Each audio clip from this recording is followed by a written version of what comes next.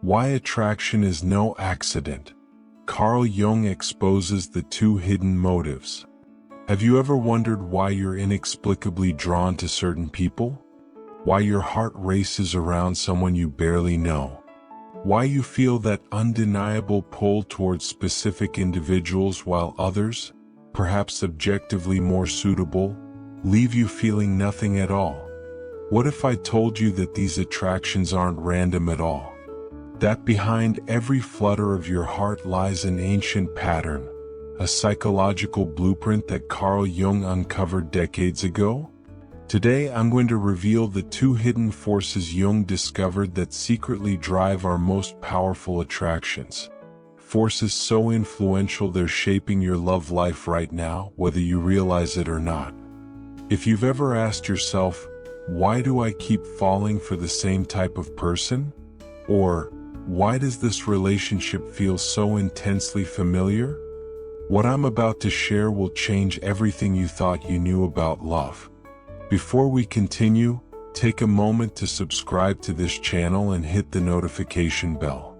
I dive deep into Jungian psychology and relationships every week, and trust me, once you understand these hidden patterns, you'll never look at your relationships the same way again. The first hidden motive behind our attractions is so powerful that Jung believed it accounts for the majority of our most intense, almost obsessive connections. Yet most people go their entire lives without recognizing it. Let me ask you, have you ever met someone and immediately felt like you've known them forever? As if some invisible thread connected you across time and space? This isn't coincidence or love at first sight, as popular culture would have you believe.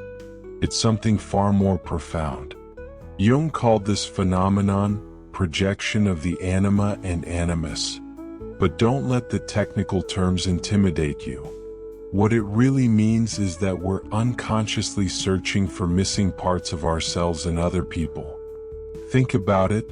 That person you couldn't stop thinking about, who occupied your mind day and night. What if they were carrying something that belongs to you? A part of yourself you've neglected, rejected, or never had the chance to develop. But here's where it gets fascinating.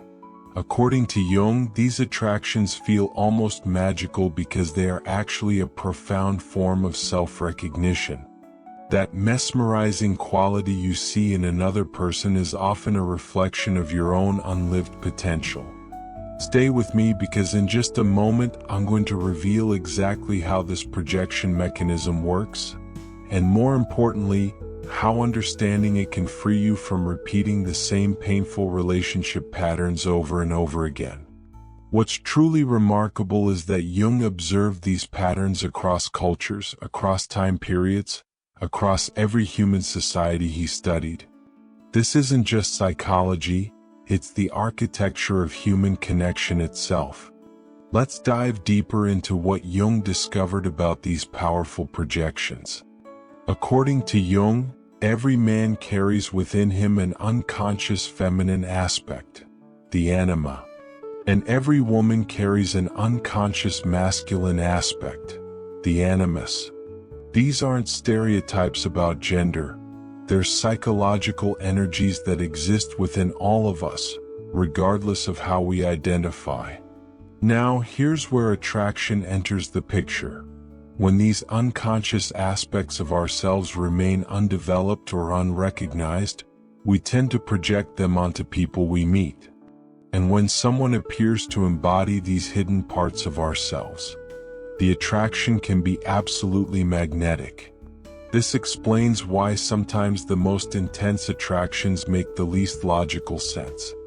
Your conscious mind might be looking for someone kind, stable, and similar to you, but your unconscious is searching for someone who embodies qualities you've suppressed or haven't yet integrated into your own personality. Are you still with me? Because understanding this mechanism is crucial if you want to break free from cycles of attraction that lead nowhere. Think about your past relationships. Have you noticed any patterns? Perhaps you're repeatedly drawn to creative but unstable partners. or intellectual but emotionally unavailable ones, or passionate people who are ultimately unreliable. These aren't random preferences. They're clues to aspects of yourself that are seeking expression. Jung observed that these projections are most powerful in the early stages of attraction and relationships. That's why new relationships can feel so intoxicating, so full of possibility.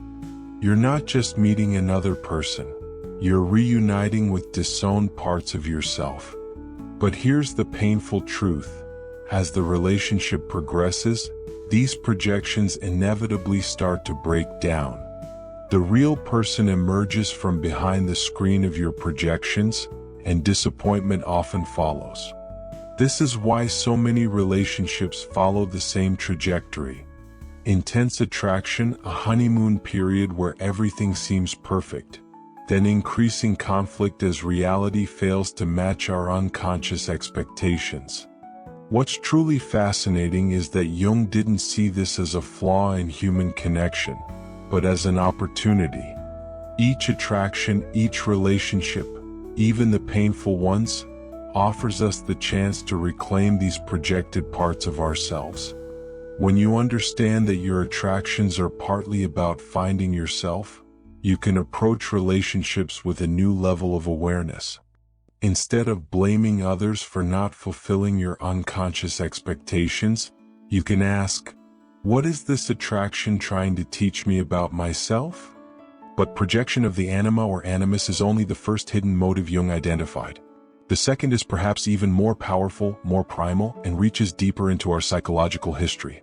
This second force behind our attractions is what Jung called the activation of the parental complex. In simpler terms, we are unconsciously drawn to people who embody unresolved aspects of our relationships with our parents or early caregivers. I need you to really pay attention now, because what I'm about to explain might be the missing piece you've been looking for in understanding your relationship patterns. Have you ever found yourself saying, I keep dating the same person in different bodies? Or wondered why you keep recreating similar relationship dynamics despite your best intentions to choose differently? Jung would say you're caught in the grip of this second hidden motive. Your attractions are being influenced by your earliest experiences of love, care, and attachment. Consider this. The template for all your future relationships was being formed before you could even speak. The way your parents or caregivers responded to your needs, showed affection, set boundaries, expressed anger, all of this created an unconscious blueprint for what love looks like. And now, as an adult, part of you is unconsciously seeking to either recreate those familiar patterns even if they were painful because at least they're known. Heal those early wounds by finding someone who finally gives you what you needed but didn't receive. This explains why intelligent, capable people sometimes find themselves irresistibly drawn to partners who treat them exactly how their parents did, even when that treatment was neglectful or harmful. It's not a conscious choice. It's your psyche's attempt to return to familiar territory, to work through unfinished emotional business. But here's where Jung offers hope. Becoming conscious of these patterns is the first step toward breaking free from them. When you recognize that your attractions might be shaped by childhood experiences, you gain the power to choose differently. Stay with me, because in the next section I'm going to share how these two hidden motives, projection and parental complexes, interact to create the specific patterns of attraction you experience in your own life. What's truly revolutionary about Jung's insights is that they give us a map for understanding the seemingly irrational nature of our deepest attractions. And more importantly, they show us how these attractions, when understood properly, can lead to profound psychological growth. Now let's explore how these two hidden motives, projection of the anima/animus and activation of parental complexes, work together to create your unique pattern of attractions. Are you still with me? Because this is where things get really interesting. Imagine these two forces as overlapping circles in a Venn diagram. Where they meet is your particular type, the specific qualities that make your heart race and your palms sweat when you meet someone new. For example, if your anima projection seeks creative expression, and your parental complex involves an emotionally unavailable father, you might find yourself repeatedly attracted to artistic men who are exciting but ultimately unreliable. Or if your animus projection involves intellectual strength, and your parental complex includes an overly critical mother, you might be drawn to brilliant women who never quite approve of you enough. The combinations are endless, as unique as your own psychological makeup. But the pattern itself is remarkably consistent once you learn to recognize it. What's most fascinating is how these unconscious attractions often contradict our conscious intentions. Your dating profile might say you want someone stable, kind, and available, while your unconscious continues to pull you toward exciting but chaotic connections. This explains the frustrating gap between who we think we should be attracted to and who actually makes our heart pound. It's not a character flaw or bad luck, it's these hidden psychological mechanisms at work. Jung observed that we're rarely attracted to people who perfectly match our conscious ideal. Instead, we're drawn to those who activate these deeper unconscious patterns, for better or worse. But here's the crucial part. Jung didn't believe we were doomed to repeat these patterns forever. He saw attraction as the psyche's attempt to heal itself, to become whole. Each attraction, each relationship, even the painful ones, offers an opportunity for greater self-awareness and integration. The very qualities that draw you to another person are often the qualities you need to develop within yourself. Let me ask you, does this resonate with your experience? Have you noticed these patterns in your own attractions and relationships? Understanding these dynamics doesn't make the feelings any less real. It just helps you navigate them with greater awareness. If you're finding value in these insights, remember to like this video and share it with someone who might benefit. The path to more conscious relationships begins with understanding these hidden motives that Jung uncovered. Let me bring these concepts to life with some examples that might feel familiar to you. Consider Maria, a successful executive who prides herself on her independence and strength. Yet romantically, she finds herself repeatedly drawn to men who need fixing. Men who are talented but unstable, who rely on her for emotional and sometimes financial support. From a Jungian perspective, we can see both hidden motives at work. Her Animus projection seeks creative brilliance, qualities she may have suppressed while focusing on practical success. And her parental complex reflects her relationship with a father who was brilliant but unreliable, whom she learned to care for emotionally from an early age. Each relationship recreates this familiar dynamic, giving her the chance to finally get it right, to save the brilliant but troubled man that her father was. Yet each ultimately ends in disappointment. This is crucial. Understanding these patterns doesn't mean Maria's attractions aren't real. The feelings are genuine, but they're being shaped by forces she hasn't been conscious of until now. Or consider James, who repeatedly falls for women who are emotionally distant and withholding of affection. On paper, he says he wants warmth and openness, but those qualities rarely spark the intense attraction he craves. Looking through Jung's lens, we might see his anima projection seeking mysterious, complex femininity, qualities perhaps undervalued in his conscious life. And his parental complex might reflect a mother who was emotionally inconsistent, making love feel like something that must be earned through constant effort. The breakthrough comes when Maria and James begin to recognize these patterns. Not to eliminate their attractions, that's neither possible nor desirable, but to approach them with greater awareness. For Maria, this might mean acknowledging her attraction to creative brilliance while setting healthier boundaries. For James, it might mean recognizing his pull toward mystery while not confusing emotional unavailability with depth. What's truly powerful about Jung's approach is that it doesn't pathologize our attractions. Instead, it sees them as meaningful, as messages from our unconscious about what we need to integrate in order to become more whole. The goal isn't to override your attractions with rational choice, but to bring consciousness to the unconscious forces shaping them. When you do this, something remarkable happens. Your pattern of attractions actually begins to change. As you integrate the qualities you've been projecting, you become less compulsively drawn to people who embody them. As you heal your parental complexes, you become less likely to recreate those early dynamics in your adult relationships. This is why understanding your attractions is one of the most profound forms of self-development work you can do. When you change yourself, you change who and how you love. Now I want to introduce another crucial element of Jung's understanding of attraction: the role of the shadow. The shadow, in Jungian psychology, represents the aspects of ourselves that we've rejected, denied, or pushed into unconsciousness, often because they didn't fit with our self-image or were deemed unacceptable by our family or culture. Pay close attention here because this might explain some of your most puzzling attractions. Have you ever been intensely drawn to someone who embodies qualities that you consciously reject? Perhaps you value kindness and consideration, yet find yourself magnetized by someone with a ruthless streak. Or you pride yourself on honesty, yet feel fascinated by someone who lives by their own rules. Jung would say you're experiencing shadow projection, another powerful driver of attraction that often works alongside the Anima/Animus and parental complexes we've discussed. Your shadow contains tremendous energy precisely because it's been repressed. When you encounter someone who openly expresses these disowned parts of yourself, the attraction can be electric. It's as if they've given you permission to acknowledge aspects of yourself you've been denying. This explains why opposites attract in certain cases. You're drawn to qualities that complement your conscious personality while representing your disowned shadow. It also explains certain attractions that might make you feel ashamed or confused. Why am I drawn to them when they represent everything I stand against? Your conscious mind is baffled, but your unconscious recognizes a disowned part of yourself. The paradox is that we're often most critical of others for qualities we've repressed in ourselves. The behaviors that trigger us most intensely in others frequently point to our own shadow material. In relationships, shadow projection creates a particular kind of intensity. Initially, we may be fascinated by these shadow qualities in another person.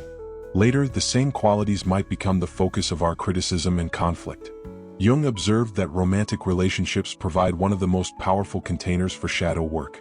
The intimacy and emotional investment make them perfect laboratories for encountering disowned parts of ourselves. This is why relationships that trigger us most painfully often contain the greatest potential for growth. They're bringing to light shadow material that needs integration. I want you to consider, what qualities in others trigger you most strongly? What traits in partners have you been most critical of? There's a good chance you're encountering aspects of your own shadow. Stay engaged because next I'll show you how to use this understanding of projection, whether Anima/Animus, parental, or shadow, to transform your relationship patterns from unconscious compulsions into conscious choices. Remember, the goal isn't to eliminate attraction or to choose partners solely with rational criteria. It's to bring consciousness to these powerful forces so they can lead to wholeness rather than repeated disappointment. So how do you begin to recognize and integrate these hidden motives in your own life? How do you transform unconscious attraction patterns into conscious relationships?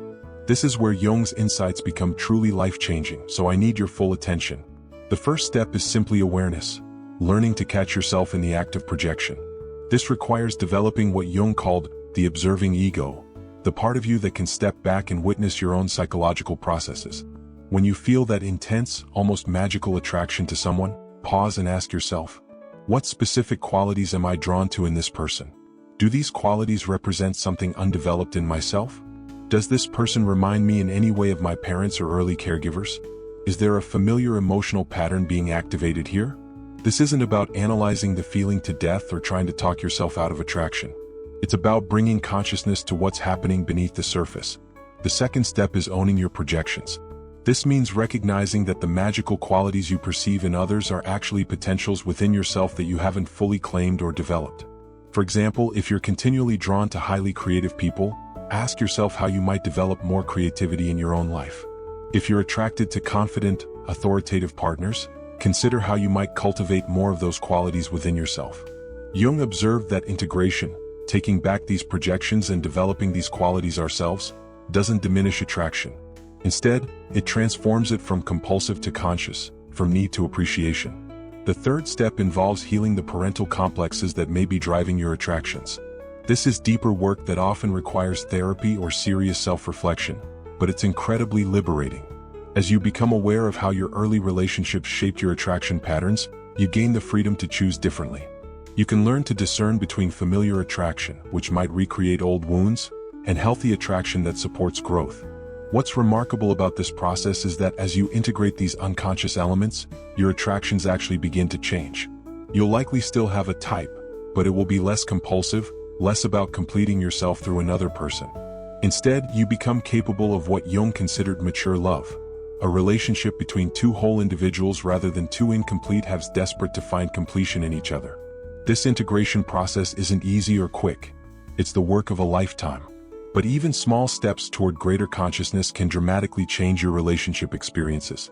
And here's something encouraging. Jung found that this work gets easier with age.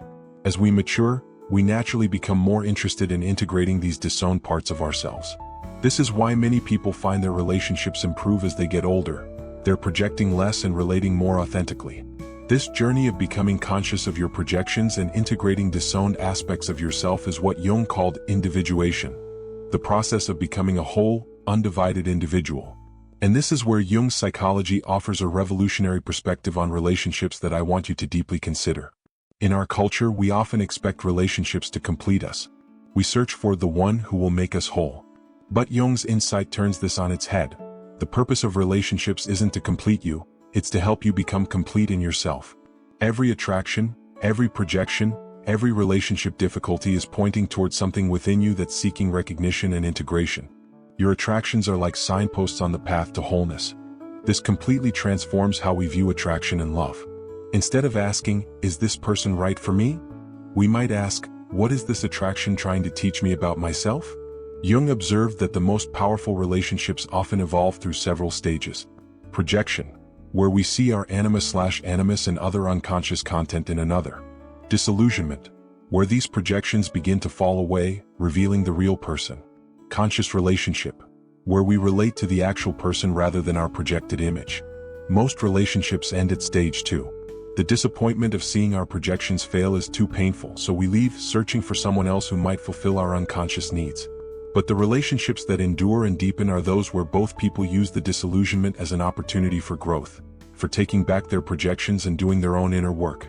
This is why Jung believed that relationships could be our greatest teachers. They constantly bring us face to face with our unconscious material, challenging us to become more conscious, more whole. Consider how this perspective might transform your approach to dating and relationships. Instead of seeking someone to complete you or make you happy, you might approach relationships as sacred containers for mutual growth and individuation. This doesn't mean settling for unsatisfying connections. Quite the opposite. It means developing the psychological maturity to distinguish between attractions based purely on projection and attractions that have the potential for conscious relationship. The paradox is that as you become more whole in yourself, integrating your anima/animus, healing parental complexes, owning your shadow, you actually become capable of deeper intimacy with others. You need less from them so you can see them more clearly and love them more fully. This is why Jung saw individuation not as a selfish pursuit but as the foundation for authentic relationship. The more integrated you become, the more genuinely you can connect with others. Let's get practical. How can you apply these Jungian insights to transform your actual relationship experiences starting today? I'm going to give you specific practices that can help you bring consciousness to your attractions and begin changing your patterns. First, start keeping a projection journal. Whenever you feel strongly attracted to someone, write down the specific qualities that attract you. Any ways this person resembles important figures from your past. How you feel when you're around them, emotionally and physically. What fantasies you have about how this person would change your life. This simple practice helps activate your observing ego, allowing you to witness your projections without being completely overtaken by them. Second, practice what Jung called active imagination with your attractions. This means consciously dialoguing with the internal images activated by your attractions. For example, if you're drawn to someone's creative brilliance, close your eyes and imagine having a conversation with your own inner creative. Ask what it needs from you, why it keeps appearing in people you're attracted to, how you might express it more fully in your own life. Third, pay attention to your body's wisdom. Our projections aren't just mental, they create powerful physiological responses. Notice the difference between attractions that feel expansive and energizing versus those that feel constricted or anxious. Jung observed that integrated attractions often feel different in the body, less desperate or compulsive, more open and energizing. Your body can help you distinguish between projections seeking wholeness and projections repeating old wounds. Fourth, consider working with a Jungian analyst or therapist who understands these dynamics. Professional guidance can accelerate your awareness of unconscious patterns that might take years to recognize on your own. Fifth, practice seeing beyond your projections in current relationships.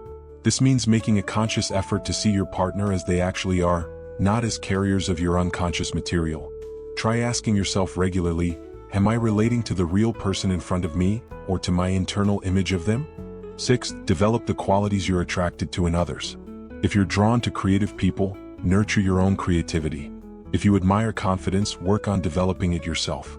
This doesn't mean becoming entirely self-sufficient. We all need others, but it does mean becoming more whole. Finally, be patient with yourself.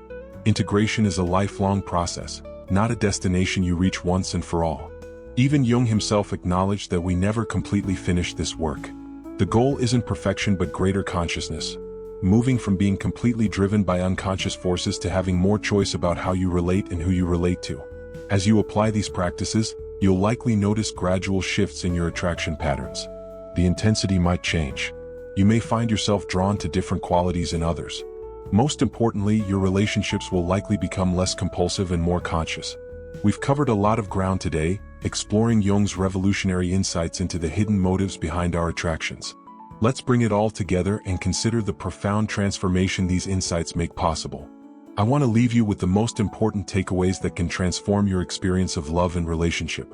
First, understand that your attractions aren't random or meaningless, even when they seem irrational or lead to painful outcomes.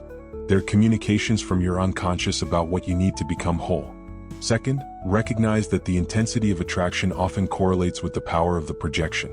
The more magical and compelling someone seems, the more likely you're seeing your own unconscious material in them. Third, remember that becoming conscious of these projections doesn't mean eliminating attraction. It means transforming it from an unconscious compulsion to a conscious choice. Mature love becomes possible only as we withdraw our projections and see others as they truly are. Fourth, view your relationship history as a map of your unconscious rather than a series of failures. Every attraction, every heartbreak has been guiding you toward greater wholeness if you're willing to learn from it. Fifth, understand that the ultimate purpose of relationship from Jung's perspective isn't just companionship or happiness, it's mutual growth and individuation. The relationships that support your becoming are the ones worth cultivating. As we integrate these understandings, something remarkable happens. Our relationship patterns begin to evolve. We become less driven by unconscious forces and more able to choose connections that support wholeness rather than compensate for what we think we lack. Jung observed that this integration process naturally accelerates in midlife, as we become more interested in parts of ourselves we've neglected. This is why many people find that their relationship choices improve with age and self-knowledge.